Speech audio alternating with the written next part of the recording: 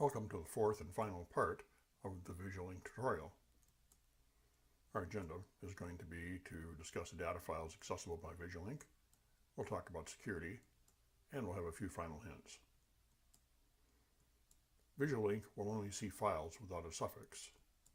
For example, it will see your 4-character company ID, GLM for General Ledger Master, but it will not see it if it has a suffix on the end. And if you think about it, it would be very difficult to be in an Excel spreadsheet and have to be supplying suffixes for the various tables you may be drawing upon.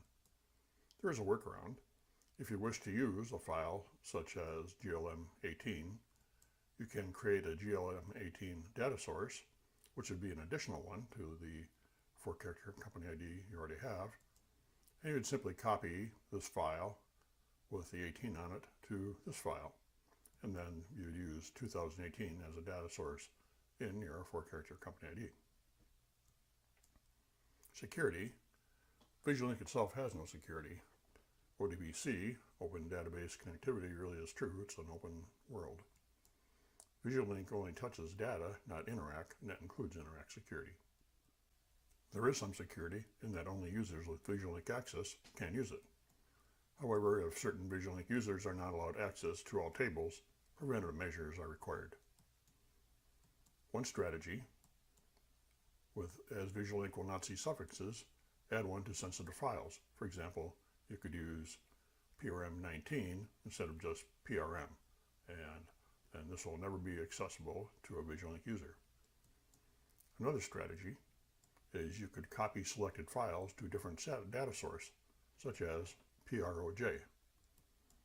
Then you would copy the files you wish from your live company to the PROJ company. And in creating the spreadsheets, you would use PROJ as the source. You could update this data with a job stream. You might have 3 tables or 10 tables or however many files/tables you wish. Or you could have an IT professional set up an automatic copy during the night. But this is not something supported by Intersoft customer support. Some final hints. Using VisualLink becomes much easier with practice. Consider delivering easy-to-use spreadsheets to non-Interac users. Giving access to non-Interac users in a familiar environment such as Excel will increase the use and therefore value of your data. This series has just scratched the surface of what is possible. If you feel this presentation has been of value, please like the video, subscribe, and ring the bell to be notified of future videos. This will help encourage future Interac tip videos and tutorials. Other videos are at www.ditzelhoy.com/Interac.